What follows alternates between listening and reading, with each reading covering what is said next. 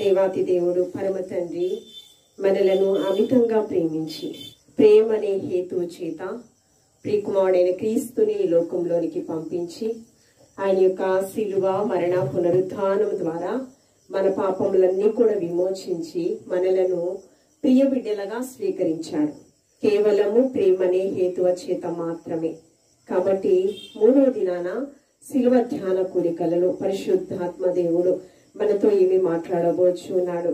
వాక్య భాగాన్ని చదువుకుని ప్రార్థన చేసుకుని వాక్య ధ్యానంలోకి వెళ్దాము.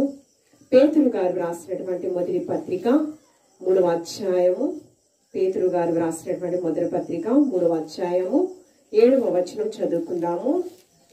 అటువలనే పురుషులారా, జీవమను కృపావరములో మీ భార్యలు మీతో పాలువారయ్యున్నారని ఎరిగి ఎక్కువ బలహీనమైన ఘటమని భార్యను సన్మానించి మీ ప్రార్థనలకు అభ్యంతరము కలగకుండునట్లు జ్ఞానము చొప్పున వారితో కాపురము చేయము.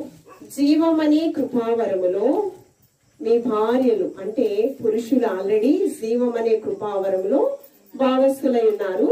వారితో పాటు ఎవరున్నారు? వారి యొక్క భార్యలు జీవమనే కృపావరములో పాలి భాగస్థులై ఉన్నారంట. జీవమనే కృపావరములో పాలి భాగస్థులు అవడం అనేది మామూలు విషయం కాదు. చిన్న ప్రార్థన చేసుకుని వాక్యాన్ని ధ్యానం చేసుకుందాము. ప్రేమ నమ్మకం కలిగిన మా కన్న తండ్రి, స్తుతులకు పాత్రుడా, స్తోత్రాహుడా, మా గొప్ప దేవానికి వందనాలు. ప్రభువా, సజీవులు సజీవులే కదా నిన్ను స్తుతిస్తారు. ఆత్మీయతలో సజీవులుగా ఉండినట్లు ప్రభువా, నీ వాక్యముతో సూటిగా నీ యొక్క ప్రియ బిడ్డలతో సంఘముతో మీరు మాట్లాడమని అడుగుచు ఉన్నాను. ప్రభువా, నీకు స్తోత్రము. జీవం అనే కృపావరంలో పాలిభాగస్థులవడం అంటే గొప్ప ధన్యత, గొప్ప ఆధిక్యత ప్రభువా. దానిని స్వతంత్రించుకునేటటువంటి ప్రభువా గొప్ప ఆధిక్యతను ప్రభువా, దానికి కావలసిన దైవికమైన జ్ఞానమును ప్రతి ఒక్కరికి మీరు దయచేయమని అడుగుచు. నా నోటి మాటలు మా అందరి హృదయ ధ్యానము నీ దృష్టికి అంగీకారయుద్ధంగా చేసుకునమని క్రీస్తు పరిశుద్ధ నామములో అడిగి వేడుకుని ప్రార్థించుచున్నాము తండ్రి, ఆమేన్. రేపటి దినాన ఇంటర్నేషనల్ ఉమెన్స్ డే. ఏంటి? అంతర్జాతీయ మహిళా దినోత్సవం. అంతర్జాతీయ మహిళా దినోత్సవం అంటే భారతీయ పౌరురాలిగా నేనున్నందుకు నేను గర్విస్తూ ఉన్నాను. భారతదేశం నా మాతృభూమి, అదేనా? భారతీయులందరూ నా సహోదరులు. నేను నా దేశాన్ని ప్రేమిస్తూ ఉన్నామంటే మాటలతో చెప్పం కాదు. దేశం అంటే మట్టి కాదు, దేశం అంటే మనుషులు. దేశమును ప్రేమించుమన్నా, మంచి అన్నది పెంచుమన్నా వట్టి మాటలు కట్టి పెట్టాయి, గట్టి మేలు తల పెట్టబోయి కదా. అంతర్జాతీయ మహిళా దినోత్సవం. భారతదేశంలో భారతీయ పౌరురాలుగా నేనున్నందుకు, మనమందరం ఉన్నందుకు గర్వించాలి కదా. అయితే దేశభక్తి, దైవభక్తి రెండు కూడా ఉండాలి ప్రతి ఒక్క క్రైస్తవ స్త్రీకి. ఏముండాలి? దేశభక్తి ఉండాలి, దైవభక్తి కూడా ఉండాలి కదా. మన బిడ్డలకి దేశం అంటే ఒక భక్తి, ఆ దేశం కోసం మీరేం చేయాలి అనేటటువంటి మాటలు గర్భం నుంచి బయటకు వచ్చినప్పుడు పాలతో ఏ విధంగా మనం పెంచుతామో, శరీర సంబంధమైన బలం ఏ విధంగా వస్తుందో, అదే విధంగా దైవభక్తి ఉండాలి అంటే ఆత్మీయ వాక్కులతో హన్నా సమూయేలును పెంచడానికి నాకు సామర్థ్యము లేదు, అంతకంటే మించిన జ్ఞానము పరిశుద్ధ ఆలయంలో ఉంది కనుక అక్కడ విడిచిపెట్టింది. ఏం జ్ఞానం కావాలి? దైవ జ్ఞానము కావాలి. మనము దేశభక్తి, దైవభక్తి కలిగిన స్త్రీలుగా ఉండాలి. మొదటిగా ఈ యొక్క అంతర్జాతీయ మహిళా దినోత్సవం 1908వ సంవత్సరంలో న్యూయార్క్ దేశంలో 15,000 మంది స్త్రీమూర్తులు. ఎంతమంది? మాకు తక్కువ సమయంలో ఎక్కువ వేతనం కావాలి. దీని కొరకు ఆ దినాలలో స్త్రీలు వంటింటికే పరిమితం. అవునా? మేము అబలము కాదు, సబలము. ఉమెన్ ఎంపవర్మెంట్ అంటే మహిళల సాధికారత. చెప్పండి, మహిళలలో చైతన్యం తీసుకురావడానికి ఆ దినాలలో, ఇప్పుడే కాదు 1900 సంవత్సరాలలోనే చాలా మందిని స్త్రీలను చాలా తక్కువగా చూస్తున్నారు. వంటింటికే పరిమితం. వాళ్ళు బాల్య వివాహాలు, సతీ సహగమనం ఆ దినాల్లోనే ఉన్నాయి. వాటి నుంచి బయటకు వచ్చి స్త్రీమూర్తులు చాలా కష్టపడుతున్నారు. పురుషులతో సమానంగా ఇప్పుడు కష్టపడుతున్నారు. అవునా? ప్రస్తుత పరిస్థితుల్లో కూడా కదా, ఒక అలుపు లేకుండా కదా. ఇంకా చెప్పాలంటే పురుషుల కంటే ఇంకా ఎక్కువగా కూడా కష్టపడుతున్నారని చెప్పడానికి నాకు మాత్రం ఆశ్చర్యం ఏమీ ఎందుకు లేదు. ఎందుకంటే మా పాస్టర్ గారు కూడా చెప్తూ ఉంటారు, నాకైనా అలసట వస్తుంది కానీ మీకు రాదు. ఇక్కడ మిమ్మల్ని చూస్తుంటే గ్రామంలో ఎండలో వానలో ఎంత కష్టపడుతున్నారు నేను చూస్తున్నాను. నిజంగా పురుషులతో సమానంగా మీరు కూడా జీవనోపాధి కొరకు శక్తికి మించిన కొలది మీరు ప్రయాసపడుతున్నారు. అయితే మేము ప్రయాసపడుతున్నాము కానీ శ్రీని చాలా చులకనగా చూస్తున్నాం. మేము అబలము కాదు, ఏదైనా సాధించగలిగేటువంటి సామర్థ్యము మాకుందని వారిలో పౌరుషం రోషం అనేది వచ్చిందంట. వాళ్ళు ఏం చేశారు, అప్పుడు న్యూయార్క్ దేశంలో 15,000 మంది శ్రీమూర్తులంట ఒక ధర్నా చేశారు. మాకు తక్కువ టైంలోనే ఎక్కువ వేతనం జీతం కావాలి, మాకు వారిలో చైతన్యం వచ్చింది. అయితే అలా ధర్నా చేస్తూ ఉన్నప్పుడు వారందరిని చూస్తూ ఉన్నప్పుడు ఒక ఐక్యరాజ్య సమితి వారు దాన్ని ఆమోదించారు. అవును, వారు చాలా కష్టపడుతున్నారు, ఆ కష్టానికి తగిన ఫలితం మనం ఇవ్వాలి అని ఐక్యరాజ్య సమితి వారు గుర్తించారు. అంతేకాకుండా సోషలిస్ట్ పార్టీ వారు, ఆ దినాలలో ఏ పార్టీ, సోషలిస్ట్ పార్టీ వారు దాన్ని ఆమోదించారు. ఆమోదించి వారికి అడిగిన దాన్ని యాక్సెప్ట్ చేశారు. అంతేకాకుండా ఆమోదించడమే కాదు, 1909 సంవత్సరంలో దీన్ని అమలు పరచడానికి కూడా చాలా ప్రయాసపడ్డారు సోషలిస్ట్ పార్టీ వారు. అదే కాకుండా దాన్ని ఐక్యరాజ్య సమితి వారు ఆమోదించారు. 1911 సంవత్సరంలో అంతర్జాతీయ మహిళా దినోత్సవము, ఇదే మాసం మార్చి మాసం 8వ దినము అంతర్జాతీయ మహిళా దినోత్సవంగా పరిగణించడము జరిగింది. రేపటి దినము ఈ యొక్క భారతదేశంలో ఉన్నటువంటి శ్రీమూర్తులందరికీ సెలవు దినముగా మీరు ప్రకటించాలి. ఇచ్చారో మనం అసలు ఖాళీగా ఉంటున్నామో లేదో తెలియదు కానీ అంతర్జాతీయ మహిళా దినోత్సవం అనేది ఖచ్చితంగా వచ్చింది. మనం ఖాళీగా ఉంటున్నామా? గృహంలో నేనేం పని చేయనండి భర్తతో అనగలమా? బిడ్డలతో నేనేం పని చేయలేనురా మీరే చేసుకుని తినండి అనగలమా? Government jobs, central government jobs వాళ్ళకి సెలవు దినాలు ఉండొచ్చు, కానీ మనం ఖాళీగా ఉంటామా? లేదు కదా. కష్టపడము భారతీయ పౌరులకి అలవాటైపోయింది. కానీ గుర్తింపు రావడం కోసం ఒక బానిసలుగా ఆ దినాలలో చూస్తూ ఉన్నారు. మమ్మల్ని అలా చూడడానికి వీలు లేదు. వారి కృషి, వారి ప్రయాస ఫలితము వారు పొందుకోవడము జరిగింది. అంతర్జాతీయ మహిళా దినోత్సవం వచ్చింది. కారణం ఏంటో మనకు అర్థమైంది. అయితే నేనేం చెప్పాను, జీవం అనే కృపావరములో మీ భార్యలు మీతో పాటు పాలిభాగస్తులు. అంటే పురుషులు పాలిభాగస్తులు అయ్యారు, పురుషులతో పాటు మనము కూడా పాలిభాగస్తులమయ్యాం. ఎక్కడ? నిత్య జీవం అనే కృపావరములో. నిత్య జీవాన్ని చేర్చడానికే లోకరక్షకుడైన యేసుక్రీస్తు ప్రభువారు పరమును విడిచి ఇక్కడికి వచ్చారు.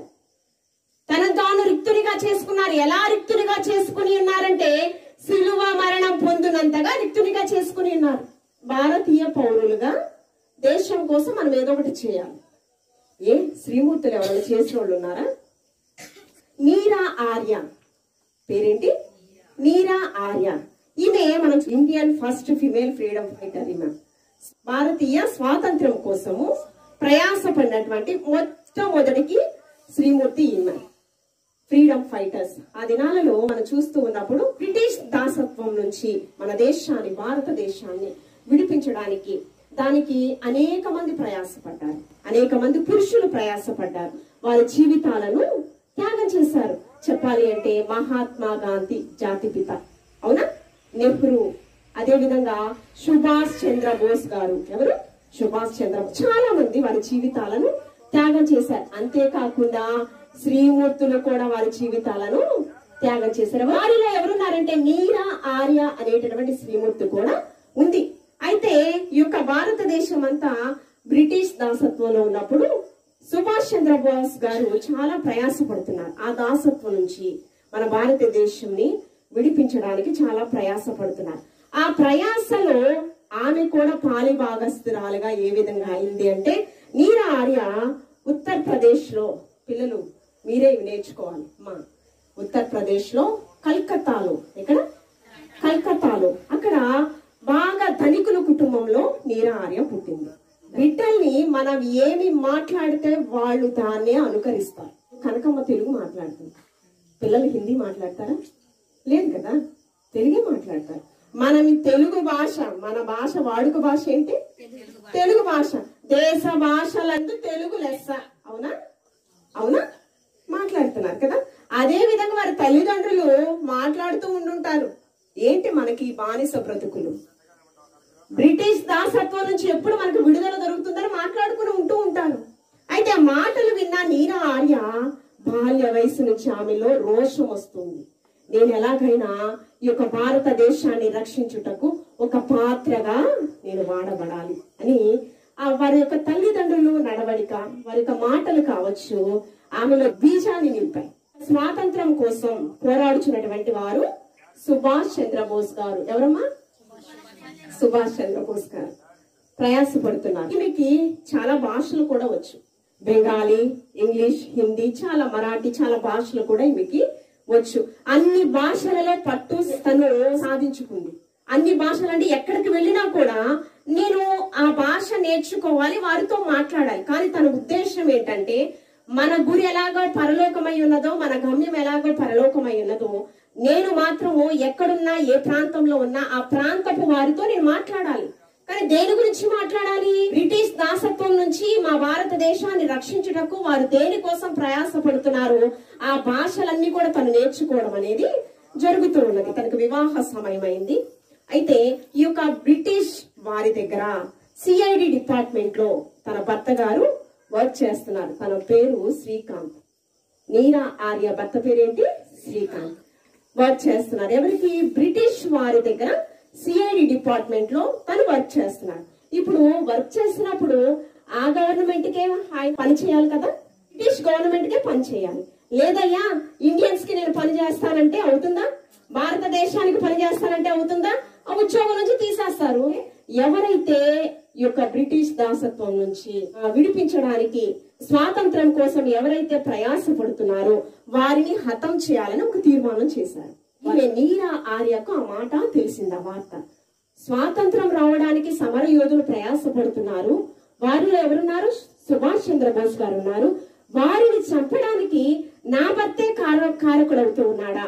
ఇక్కడ సుభాష్ చంద్రబోస్ గారు అనేక మంది యవన బిడ్డల్లో చైతన్యాన్ని తీసుకొస్తూ ఉన్నాడు. ఏంటంటే ఈ బానిస బ్రతుకులు మనకు ఉండకూడదు, ఎలాగైనా మనకి స్వాతంత్రం కావాలి అని చెప్పి చాలా మంది యవన బిడ్డల్లో చైతన్యాన్ని తీసుకొస్తూ ఉన్నాడు. ఆ చైతన్యాన్ని తీసుకొచ్చే ప్రక్రియలో వారికి ఒక పేరు కూడా పెట్టడం జరిగింది. ఇప్పుడు ఆర్మీ వారు ఎలా ఉంది? రక్షక దళాలు, ఇండియన్ నేషనల్ ఆర్మీ అనేటటువంటిది ఒకటి ఏర్పాటు చేసి అనేక మంది యూత్ లో చైతన్యాన్ని తీసుకొచ్చారు. చైతన్యాన్ని తీసుకొస్తూ ఉన్నప్పుడు ఈమెలో స్ఫూర్తి మరీ ఎక్కువగా పెరిగిపోతూ ఉంది. అయితే ఈ యొక్క బ్రిటిష్ వారు, ప్రభుత్వం వారు ఒక ఆజ్ఞ జారీ చేశారు. ఏమిటంటే ఎవరైతే స్వాతంత్రం కోసం ప్రయాసపడుతున్నారో వారిని మనం చంపేయాలి. ఈ మాట ఎవరికి తెలిసింది? తన భార్యకు తెలిసింది. అంటే ఈ నా దేశం కోసం ప్రయాసపడుతున్న వారికి నా భర్తే కారకుడా, కాబట్టి నా భర్తను చంపడానికి కూడా ఏమాత్రం తప్పు లేదు. దేశం కోసం తన భర్తను చంపడానికి కూడా ఏమాత్రం అనాలోచన కలిగి ఆమె లేదు. నా దేశము బాగుపడాలి, దాసత్వం నుంచి విడిపించబడాలి. అయితే ఒక దినాన ఒక పరిస్థితులలో, ఒక మహాయుద్ధములో ఈ యొక్క సుభాష్ చంద్రబోస్ గారు ఆ యుద్ధంలో మరణించాలని కొంతమంది అనుకున్నారు. కానీ బ్రిటిష్ వారికి మాత్రం చాలా నమ్మకం ఏంటంటే అతను చనిపోడు, ఎవరో ఒకరు ఆయన్ని ప్రాణాలను కాపాడుతారు. ఎందుకంటే ఈ యొక్క ఇండియన్ ఆర్మీ వారికి, నేషనల్ ఆర్మీ వారికి ఈ యొక్క సుభాష్ చంద్రబోస్ యొక్క ప్రాణాలు కావాలి. ఎందుకంటే అనేకులు చైతన్యాన్ని పెంపొందించారు అనేకుల యొక్క హృదయాలలో. మరి ఖచ్చితంగా సుభాష్ చంద్రబోస్ గారు చనిపోతే ఆ యొక్క పని మధ్యలో ఆగిపోతుంది కదా. అయితే వారు బ్రతికి ఉన్నారని బ్రిటిష్ వారికి తెలిసింది. ఎవరైతే ఉన్నారో ఇండియన్ నేషనల్ ఆర్మీలో ఒక సైన్యంగా ఈ యొక్క నీరా ఆర్య కూడా ఉందని తెలిసింది. బ్రిటిష్ వారికి వెంటనే ఆమెను పట్టుకుని తీసుకుని వచ్చి బంధించి, చెరసాలతో బంధించి ఆమెను చాలా చిత్రవద చేస్తూ ఉన్నారు. యేసుక్రీస్తు ప్రభువాన్ని ఎలాగా ఆ సిలువ కొయ్య మీద ఏమండి రక్తపు మడుగులతో ఏ విధంగా వేలాడుతూ ఉన్నాడు కదా, శరీరం అంతా రక్తపు మడుగులతో ఉంది కదా, ఆ విధంగానే ఈమెను కూడా చాలా బాధ పెడుతూ ఉన్నారు. సంకెళ్లతో చేతులకి కాళ్ళకి సంకెళ్లు వేసి ఆ సంకెళ్లు లాగుతూ ఈడ్చుకు వెళుతున్నప్పుడు ఆమె శరీరం కూడా వస్తూ ఉందంట. వివస్థన చేసి మరి ఆమెను హేళన చేస్తూ ఉన్నారంటే ఎలాగా? వస్త్రహీనురాలిని చేసి సుభాష్ చంద్రబోస్ గారు ఎక్కడున్నారో చెప్పు, లేకపోతే నిన్ను బ్రతకనివ్వము. ఈమె సుభాష్ చంద్రబోస్ గారి కోసము తను విధవరాలుగా ఉండడానికి కూడా ఇష్టపడింది. కారణం ఏంటి? నా భారతదేశము స్వాతంత్ర్యం పొందుకోవాలి, దాసత్వంలో బానిస బ్రతుకులు బ్రతకడానికి వీల్లేదనుకుంది. ఆ దినాలలో బాల్య వివాహాలే కదా. భర్త చనిపోతే ఏం చేస్తారు తర్వాత చెప్పండి? సతీ సహగమనము చేస్తారా లేదా? నా భర్త చనిపోతే తర్వాత నన్ను కూడా చంపేస్తారు అనుకోవాలి కదా. కానీ ఏం ఆలోచన చేయలేదండి. నా ప్రాణాల కంటే సుభాష్ చంద్రబోస్ గారి యొక్క ప్రాణాలే నాకు చాలా విలువ అని ఆమె తెలుసుకుంది. ఈ ప్రాణాలను కాపాడుకునే ప్రక్రియలో అయినా నిజం చెప్తుంది అని ఆలోచన చేస్తూ ఉన్నప్పుడు ఎంత శిక్షించినా ఆమె మాత్రము నిజం చెప్పట్ల. చివరికి ఏమందో తెలుసండి, మీరు ఆర్య నా యొక్క గుండెలో ఉన్నారు. ఎక్కడున్నారు? చెప్పుకోవడానికి బాగుంటాయి మాటలు, చెప్పుకోవడానికి. భర్త అంటాము వివాహమైన మొదటి క్షణాన ఏమంటా? నా హృదయంలో నువ్వు ఉన్నావయ్యా, నువ్వు చనిపోతే నేను కూడా చనిపోతానయ్యా, నిన్ను నా ప్రాణముగా ప్రేమిస్తూ ఉన్నాను అని చెప్తూ ఉంటాం కదా. లేదండి, అవన్నీ అబద్ధాలు, అవన్నీ అవాస్తవాలు. నేటి దినాలను క్రైస్తవ ప్రపంచంలో ఎవరో గురించి అన్యుల గురించి మనం మాట్లాడుకోవాల్సిన అవసరం లేదు. ప్రస్తుతము సాటి మనిషిని నమ్మలేని నిస్సహాయ స్థితిలో, మన నీడను మనం నమ్మలేని నిస్సహాయ స్థితిలో మనిషి బ్రతుకుతూ ఉన్నాడు. నా ప్రాణం కోసం నీ ప్రాణం ఇస్తావా అంటే ఇవ్వలేని పరిస్థితి. ఏదో మాటలు అంటారు అంతవరకు కదా. కానీ ఈమెం చెప్తుందో తెలుసా? నా ఛాతీలో నా గుండెలో ఉన్నాడు సుభాష్ చంద్రబోస్ అన్నప్పుడు ఆ ఛాతిని కోసేశారండి. ఛాతినే కోసేశారు. అంటే సుభాష్ చంద్రబోస్ గారి కోసము ఆమె ప్రాణాలు ఇవ్వడానికి కూడా వెనుకాడలేదండి. అంతర్జాతీయ మహిళా దినోత్సవం కదా. మరి దేశం కోసం ఏదైనా చేస్తేనే అంతర్జాతీయ మహిళా దినోత్సవం అని శుభాకాంక్షలు తెలుపుకోవడానికి మనకు అర్హత ఉంది. లేకపోతే మనకి అర్హత నీరా ఆర్య చరిత్రలో నిలిచిపోయింది. ప్రతి ఒక్క యవన బిడ్డలకు, చదువుకునే బిడ్డలకు ఈమె రోల్ మోడల్. ప్రతి ఒక్క ఆడపిల్లలకి ఈమె రోల్ మోడల్. మన తల్లిదండ్రులు ఏం నేర్పించాలంటే ఈ పాఠాలు నేర్పించాలి, పిట్ట కథలుగా నేర్పించాల్సింది. ఈ పాఠాలు నేర్పించాలి. నీరా ఆర్య చరిత్రలో నిలిచిపోయిందమ్మా. స్వాతంత్రం కోసం ఆమె ఫైట్ చేసింది, తన జీవితాన్ని త్యాగం చేసింది. దేశభక్తిని చూసాము, ఇప్పుడు దైవ భక్తి. పరిశుద్ధ గ్రంథంలో మనం చూస్తూ ఉన్నప్పుడు చాలా త్వరగా ముగించేద్దాము. ఈమె పేరు అబీగైల్. కుటుంబాన్ని కట్టే స్త్రీలు కావాలి, ఆత్మీయ కుటుంబాన్ని కట్టే స్త్రీలు కావాలి. ఈమె మొదటి సమూయేలు గ్రంథము 25వ అధ్యాయంలో మనం చూస్తూ ఉన్నప్పుడు 1వ వచనంలో ఒక భాగ్యవంతుడు ఉన్నాడంట. ఒక భాగ్యవంతుడున్నాడు. అతడి పేరు నాబాలు. అతడు యొక్క ఉన్నటువంటి లక్షణాల గురించి మాట్లాడితే 25వ అధ్యాయం మొదటి సమయంలో 25వ అధ్యాయం ఇతడు భాగ్యవంతుడే కావచ్చు. 17వ వచనం చివరి భాగంలో ఇతడు బహు పనికి మాలిన వాడంట. ఎలాంటి వాడు? పనికి మాలిన వాడు, మొరటివాడు. అంటే ఒక భర్తగా అన్ఫిట్ అతను. ఎలా? భాగ్యవంతుడే, ధనం ఉండొచ్చు, ఐశ్వర్యం ఉండొచ్చు, కానీ గృహ యజమానునికి ఉండవలసిన లక్షణాలు అతనిలో లేవు. తన భార్య గురించి పరిశుద్ధాత్మ దేవుడు ఏమని మాట్లాడుతూ ఉన్నాడంటే 3వ వచనం 25వ అధ్యాయం 3వ వచనం, ఈమె సుబుద్ధి కలిగినటువంటి స్త్రీ. ఎలాంటి స్త్రీ? మంచి బుద్ధి. సుబుద్ధి అంటే ఏంటో తెలుసా? సు అంటే ఏంటి? మంచి బుద్ధి, రూపవసి అంట, ఆత్మీయ సౌందర్యం కలిగినటువంటి స్త్రీ అంట అబీగైల్. భర్త గురించి ఏమో పరిశుద్ధాత్మ దేవుడు ఏమంటున్నాడు? పనికి మాలిన వాడంట. కానీ ఈమె ఎలాగా? సుబుద్ధి, జ్ఞానము కలిగినటువంటి స్త్రీ, ఆత్మీయ సౌందర్యం కలిగినటువంటి స్త్రీ. ప్రతి ఒక్క కుటుంబంలో ఆత్మీయ సౌందర్యం కలిగినటువంటి స్త్రీ, జ్ఞానము కలిగిన స్త్రీ కావాలండి నేటి దినాల్లో. అందుకనే జ్ఞానాన్ని మరి కోరినటువంటి జ్ఞాని అయినటువంటి సలోమాను గారు ఆయన ఏమంటూ ఉన్నాడంటే సామెతల గ్రంథం 14వ అధ్యాయం 1వ వచనం తీనవసరం లేదు. జ్ఞానము కలిగిన స్త్రీ మాత్రమే కుటుంబాన్ని కట్టును, మూడు రాళ్ళు తన చేతులతో తన కుటుంబాన్ని ఊడబెరుకును. దావీదు గారు తన మామగారి చేత తరవబడుచు, సౌలు గారు తన చంపాలని విషపు చూపు నుమిరేనంట. ఎవరి మీద?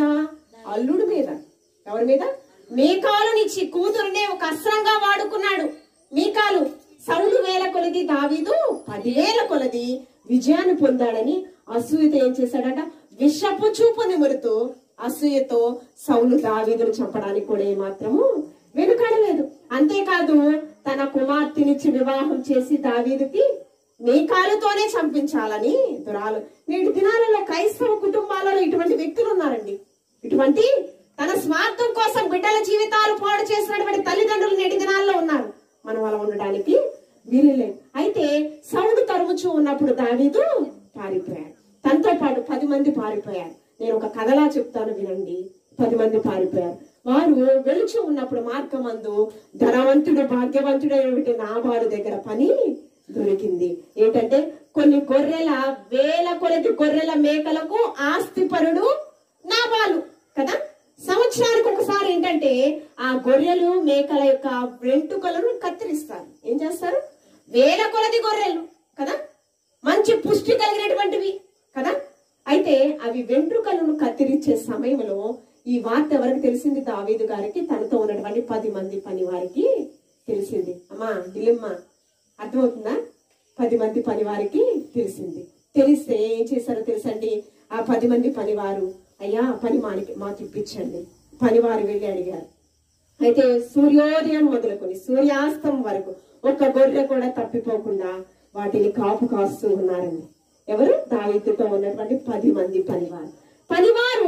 మనం ఇప్పుడు కష్టపడతామండి. కష్టం అంతా, పని అంతా అయిపోయిన తర్వాత చివరిగా ఏం కోరుకుంటాం మనం చెప్పండి? జీతం కంటే ముందు ఏం కోరుకుంటాం? జీతం కంటే బాగా అలసిపోయామండి, బాగా అలసిపోయాం. ఎంత కష్టపడ్డా ఈ 5,000 లోపలికి వెళ్ళడానికి, అవునా కాదా? ఆ కష్టపడేదంతా కూడా తినడానికే. ఎంత పంచపక్ష పరిమాణాలు భోజనాలు ఉన్నా కూడా ఎంత తినగలమో అంతే తినగలము, అవునా కాదా? ఆకలేస్తుంటే పని వారిని పంపించారు. యజమానుడైన నాబాలు దగ్గరికి వెళ్ళి భోజనం తీసుకురండి అని పంపించినప్పుడు నాబాలు బహు పనికి మాలిన వాడు. వినయము, విధేయత, మంచి సుగుణాలు అతనిలో లేవు. ఒక ఇతరులను ప్రేమించే లక్షణము అతనిలో లేదు. అతను ఏమంటూ ఉన్నాడో, పనికి మాలిన వాడు కదా, మూర్ఖుడు కదా, అజ్ఞాని కదా. నేను తినే పంచపక్ష పరమాణ భోజనాలు మీకు ఏమైనా పెట్టాలా? ఆల్రెడీ కడుపు మంటతో ఉన్నారు వీళ్ళు, కడుపు మంటతో ఉన్నారు. అడగకూడనిది కోరిక ఏమీ అడగట్లేదండి. ఏమడుగుతున్నారు? భోజనమే అడిగారు. ఉదయం నుంచి సాయంత్రం వరకు కష్టపడ్డ వారు భోజనం పెట్టడంలో ఏమన్నా ఉందా తప్పు? కానీ భోజనం పెట్టకపోక కడుపు మంటతో ఉన్న వారిని హేళన చేశాడు, అవమానపరిచాడు. దావీదు కోపం వచ్చేసింది. పనివారితో చెప్పేశాడు ఏమనంటే, మీరు ఆయుధాలు సిద్ధపరిచేసుకోండి. మీరేం చేస్తారు? నాబాలు సంతతి వారంతటిని. సంతతి అంటే ఎవరెవరు వస్తారండి? తల్లిదండ్రులు వస్తారు. ఎవరైతే ఇంటి పేరు ఒకటి ఉంటది కదా, ఇంటి పేరు, ఆ ఇంటి పేరు అంతటి కూడా నిర్మూలన చేయాలి. అంత కోపం వచ్చేసింది. ఇంత కఠినుడా ఇతడు బ్రతికుండడానికి వీల్లేదు. ఆయుధాలు సిద్ధపరచుకున్నాడు. దావీదు దగ్గరకు వచ్చేస్తున్నారు. దావీదు సంతతి వారి దగ్గర, నాబాలు సంతతి వారి దగ్గరకు వచ్చేస్తున్నారు. దావీదు తనతో పనివారు ఆయుధాలు సిద్ధపరుకుని వచ్చేస్తుంటే ఇంతకీ వార్త ఎవరికి తెలిసింది? తన భార్య సుబుద్ధి కలిగినటువంటి స్త్రీ కదా, జ్ఞానము కలిగినటువంటి స్త్రీ కదా. ఏ సంతోషం ఆమెకు కలగలేదు, కానీ ఆమెకు సుబుద్ధి అని పేరు వచ్చింది. ఆ పేరుకు తగిన జీవితము సార్థకం చేసుకుంది. చాలా మంది మంచి పేర్లు పెట్టుకుంటారు, ఆ పేరుకు తగిన జీవితాలు వారిలో ఉండదు. పేరు మార్చుకుంటే ఏముంది? నీ బుద్ధి మార్చుకోవాలి కదా, ఉండదు. కానీ మీకు తెలిసిందండి, నా భర్త చచ్చిపోతాడు, నా అత్తగారింటి వారందరూ చనిపోతారు, నేనన్ని సర్దేసుకుని పుట్టింటికి వెళ్ళిపోతే బాగుండు అనుకోవాలి. ఈ లోకంలో ఉన్న క్రైస్తవ కుటుంబాలలో స్త్రీలు ఎలాగా ఆలోచించేస్తారు. కానీ ఏం ఆలోచన చేయలేదండి. వివాహ బంధంలో చేసిన వాగ్దానాలు జ్ఞాపకం చేసుకుంది. కలిమి యందు, లేమి యందు, సుఖ దుఃఖముల యందు, వ్యాధి యందు నేను ఈయనతో హత్తుకుని నా మరణ పర్యాంతం వరకు కూడా బ్రతుకుతానని వాగ్దానం చేసింది. ఆ వాగ్దానాలు గుర్తు చేసుకుంది. నా భర్త చేసిన తప్పిదం, నా భర్త చేసినటువంటి పాపము నా పాపముగా పరిగణనలో తీసుకుని ఏం చేసిందో తెలుసా? తనతోనటువంటి చెలికత్తెలను తీసుకుని ఆ భోజనాలన్నీ సిద్ధపరచుకుని గార్ధపు మీద వెళ్ళిపోయిందంట. అర్ధరాత్రి వేళ. ఇప్పుడు ఆ పొద్దునే వెళ్తాను, వాళ్ళ దగ్గరకు వస్తారు కదా, మాట్లాడతాను అనుకోలేదండి. అస్సలు సమయం వృధా చేయకుండా అక్కడ ఉన్నటువంటి ఉగ్రత నుంచి నా కుటుంబాన్ని రక్షించుకోవాలనుకుని తీసుకుని వెళ్ళిపోయింది. గాడిదలు అప్పుడు వాహనాలు ఏమీ లేవు, గాడిదలే. మరి ఎంత స్పీడ్కి వెళ్ళినాయో నాకైతే తెలియదు. వెళ్ళిన తర్వాత అంత దూరాన్ని ఉన్నారండి దావీదు తనతో పనివారు. దావీదు ఎంత హైట్ ఉంటాడండి? పొట్టివాడండి. దావీదు పొట్టివాడు. అందరు కుటుంబ సభ్యులందరూ కూడా అసహ్యింపబడే స్థితి తన స్థితి. కానీ పొట్టివాడిను గొర్రెల దొడ్డిలో ఉన్న దావీదుని సింహాసనాసీనుడు చేశాడు దేవాతి దేవుడు. ఆ సింహాసనాసనం అతడు వస్తూ ఉన్నప్పుడు పొట్టివాడు కనిపిస్తాడా? కనిపించాడు. ఈమెకి కనిపించాడు. ఆమె వెంటనే దిగిపోయి దావీదుకి ఎదురుగా వెళ్ళిపోయి సాష్టాంగ నమస్కారం చేసి, నా భర్త తప్పిదము నా తప్పిదముగా భావించండి దావీదు గారని ఏం చేసింది? మనం ఏం చేస్తాము? బతిలాడతాం. ఇంకా ప్రేమ ఉంటే బతిలాడు. ఏం చేసింది? సాష్టాంగ నమస్కారం. శ్రమల దినాలలో దీనత్వం మనకు ఉండాలండి, తగ్గింపు మనకు ఉండాలి, విధేయత మనలో ఉండాలి. యేసయ్య మన కొరకు పరలోకాధికారి. ఆయన మన కోసం దిగొచ్చాడే. చిన్న చిన్న వాటి కోసం దిగలేమా మనం? తగ్గింపు మనలో ఉండదా? వెళ్ళిపోయింది, సాష్టాంగ నమస్కారం చేసింది. ఆమె క్రియాత్మకమైన మాదిరి, ఆమె పద్ధతి అతను ఉన్న కర్కశమైన ఆలోచన మార్చివేసిందండి. చంపాలనే ఆలోచన దావీదు నుంచి తీసివేసింది. అసలు ఆమెను బట్టి ఆ కుటుంబం అంతా రక్షింపబడింది. కుటుంబాన్ని కట్టే స్త్రీయే క్రైస్తవ స్త్రీ. ఏంటి ఇందాకేం చెప్పాను? దేశభక్తి, దైవభక్తి కలిగిన స్త్రీ ఏం చేస్తుందంటే కుటుంబాన్ని రక్షిస్తుంది. తన భర్తకు ఒక కష్టం వస్తే ఎదురుగా నిలబడుతుంది, నేనున్నానని చెప్తుంది. మాటతో కాదు, క్రియాత్మకంగా చూపిస్తుంది. అంటే తప్పు చేసినా ఎదురు నిలబడడం కాదండి. ఒక కీడు వస్తుంటే, తన సంతతి వారికి ఒక హాని వస్తుంటే నేను ఎదురుగా నా ప్రాణాలు ఇచ్చేస్తాను. అలాంటి ప్రేమ ఉందా మనలో? అలాంటి జ్ఞానం ఉందా మనలో? అలాంటి క్రైస్తవ స్త్రీగా ఉండాలని, అటువంటి క్రైస్తవ స్త్రీకే జీవమనే కృపావరంలో పాలిభాగస్తులయ్యే అర్హత దేవాతి దేవుడు ఇస్తాడు. ఈ లోక కళ్యాణము కొరకు ఎవరు సాధారణంగా వాడబడ్డారు? ఆ దినాలలో యూదా స్త్రీలందరూ కూడా లోకరక్షకుడైన యేసుక్రీస్తు ప్రభువారు మమ్మల్ని రక్షించేటటువంటి లోకరక్షకుడు మా గర్భం నుంచి పుడతారేమోనని ఆశతో ఎదురు చూస్తూ ఉన్నారు. కానీ ఆ యొక్క ఆధిక్యత ఎవరికి వచ్చిందంటే, అదృష్టం ఎవరికి వచ్చిందంటే మరియమ్మ తల్లికి వచ్చింది. ఆమెట పరిశుద్ధత యందు యథార్థత యందు తన ఘటాన్ని ఏం కాపాడుకుందంట? పవిత్రతను, పరిశుద్ధతను ఒక మాదిరి. అంటే మరియమ్మలో ఎంచడానికి ఏమి కూడా అపవిత్రత లేదు. ఏ మచ్చ, ఏ డాగు, ఏ మలినం ఏమీ లేదు. ఆకాశం నుంచి ఆయన ఆలోచన చేస్తూ ఉన్నారు, వీక్షిస్తూ ఉన్నాడు. ఎన్ని సంవత్సరాలు తెలుసండి? మలాకి గ్రంథం నుంచి మత్తయి సువార్త వరకు నిశ్శబ్ద కాలం 400 సంవత్సరాలు తన ప్రజలతో మాట్లాడడం మానేశాడు. మాట్లాడడం మానేసిన తర్వాత మొదటిగా మాట్లాడింది ఎవరితంటే జకరియా ఎలిజబెత్లతో మాట్లాడారు దేవదూత. ఎవరితో మాట్లాడారు? 400 సంవత్సరాలు మనతో దేవుడు మాట్లాడకపోతే మన జీవితాల్లో నెమ్మది ఉంటదండి? ఉంటదా? శాంతి సమాధానం ఉంటదా? సుఖ సౌఖ్యాలు ఉంటాయా? నెమ్మది కలిగిన జీవితాలు ఉంటాయా? ఎందుకు మాకు ఈ బ్రతుకు అన్న దినాలు ఎన్నో దేవుడు తన కళ్ళ దగ్గర ఉంటేనేమో త్రోసిపుచ్చారు. కాళ్ళ రాసుకున్నారన్నారు అంటారు చూసావా? కాళ్ళతో తన్నాడు అంటారు చూసావా? అట్లా దేవుడు చేసిన మేలు మర్చిపోయారు ప్రజలు. కానీ 400 సంవత్సరాల తర్వాత మరియమ్మను దర్శించారు. జకరియా ఎలిజబెత్ తర్వాత ఎవరితో? దయాప్రాప్తురాల. తరతరములకు ఆమె ధన్యురాలుగా మిగిలింది. ఈ భూమి మీద ఎన్ని తరాలు ఉన్నాయో అన్ని తరాలకు మరియమ్మ ఒక ధన్యురాలుగా మిగిలిపోయింది. ఆమె లోకరక్షకుడైన యేసుక్రీస్తు ప్రభువారు పరిశుద్ధాత్మ వల్ల ఆమెకు పుట్టాడు కదా. 8వ దినాన సున్నతి చేయడానికి యేసుక్రీస్తు ప్రభువారిని మందిరానికి తీసుకెళ్తే సిమియోను ప్రవచనం ఏమని మాట్లాడుతూ ఉందంటే, మీ హృదయంలో ఖడ్గము దూసుకుపోవునమ్మా. ఏమంటూ ఉన్నాడు? ధన్యురాలు, ఒక ధన్యురాలు లోక కళ్యాణము కొరకు పాత్రగా వాడబడింది. ఆమెకేమో బహుమానం రావాలి, ఘనత రావాలి, ప్రశంసలు రావాలి. ఆమెను ఎంచడానికి ఏమీ కూడా అపకీర్తి లేదే దాని తనలో. మరి ఆమెకి ఏమొచ్చింది? ఆమె హృదయంలో ఖడ్గం దూసుకుపోయింది. ఆ దూసుకుపోవడం ఎక్కడంటే 33.5 సంవత్సరాలలో సిలువలో యేసుక్రీస్తు ప్రభువారు బలియాగము. జీవమనే కృపావరంలో పాలి భాగస్థులు అవ్వాలి అంటే యేసయ్య కోసం శ్రమ పడే వారే కావాలి. ఎవరు? నేను పరలోకానికి వెళ్తానమ్మా, చర్చికి వెళ్తాను కాబట్టి, పాటలు పాడతాను కాబట్టి ప్రార్థన కాదండి. యేసయ్య సంఘంలో నువ్వేం పని చేసావు? యేసయ్య కొరకు నువ్వేం చేసావు? లెక్క ఉంది కదా. ఆ లెక్క చూస్తూ ఉన్నప్పుడు జీవ గ్రంథము వేరొక గ్రంథము, దాంట్లో మన క్రియలు ఉంటాయండి. యేసయ్య కోసం మనము క్రియాత్మకమైన మాదిరి పని చేసే వారిగా ఉంటే ఖచ్చితంగా మనం ఎక్కడ ఉంటాం? నిత్య జీవం అనే కృపావరంలో. అంతేకాకుండా భార్యాభర్తలు ఇరువురు కూడా ఉండాలండి.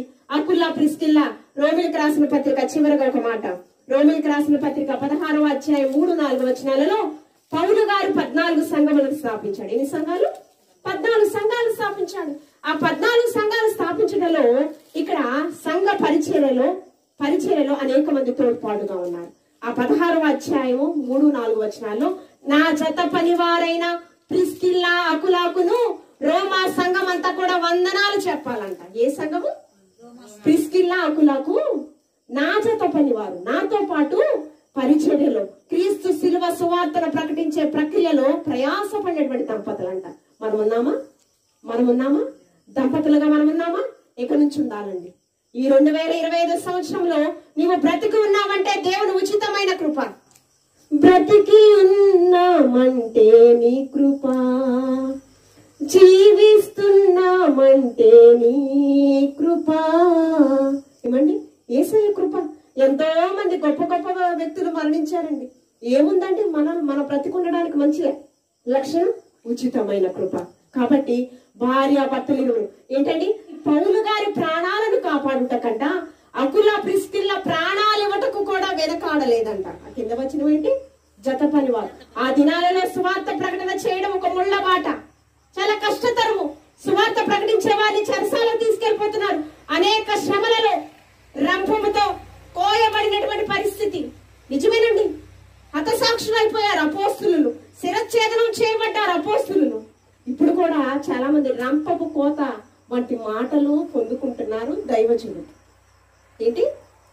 కోయబడలేకపోవచ్చు గాని రంపముతో కోయబడేటటువంటి పదునైన మాటలు, నిజంగా ఆ మాటలు ఎవరైతే పొందుకుంటున్నారో ఆ సేవకులే ధన్యులు.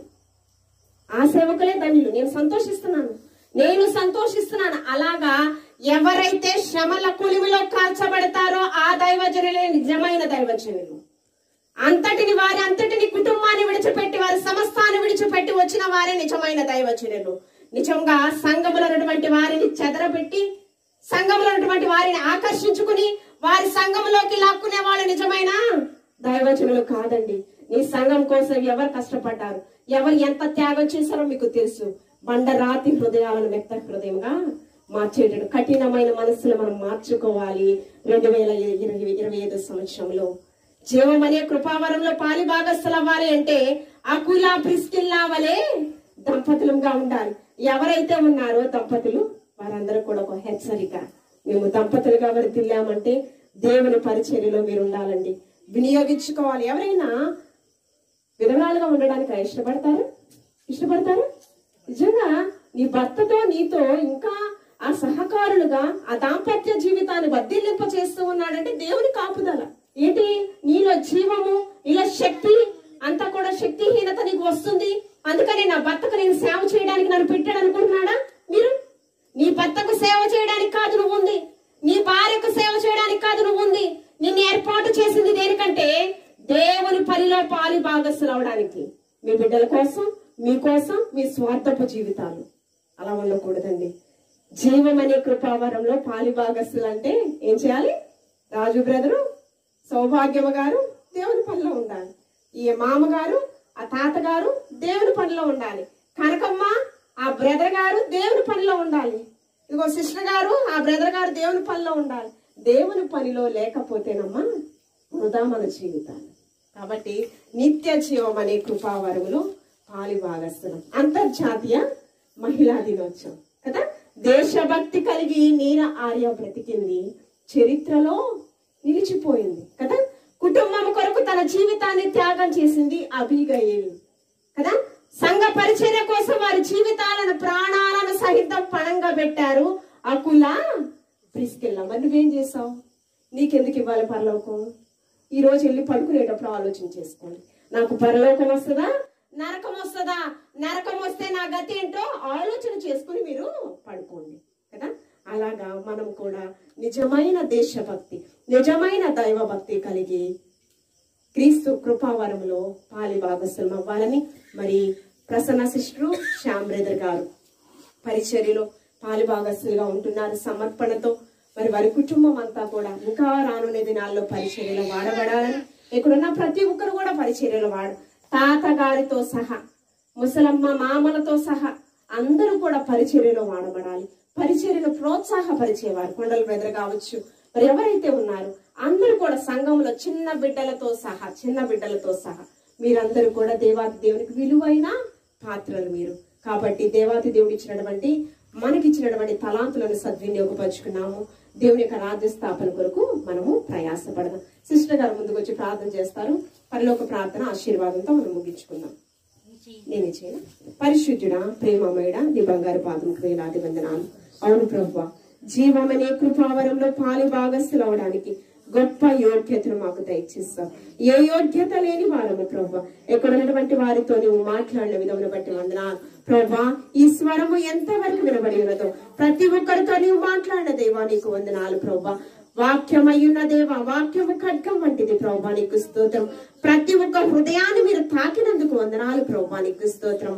అవును ప్రభువా, నీ పరిచర్యలో పాత్రలుగా ప్రతి ఒక్కరిని వాడుకోమని అడుగుచూ ఉన్నాను. నీకు స్తోత్రము. ఈ యొక్క సిలువ ధ్యాన కూడికలు శ్రమల దిన కూడికలు కాదు ప్రభువా, నీవు మా కొరకు బలియాగం అయ్యావు. మేము శ్రమ పడుట నీకు ఇష్టం లేదు కనుక మా శ్రమ అంతా కూడా నీ మీద వేసుకుని ప్రభువా మా కొరకు నీవు నలుగొట్టబడి ఉన్నావు ప్రభువా నీకు స్తోత్రం.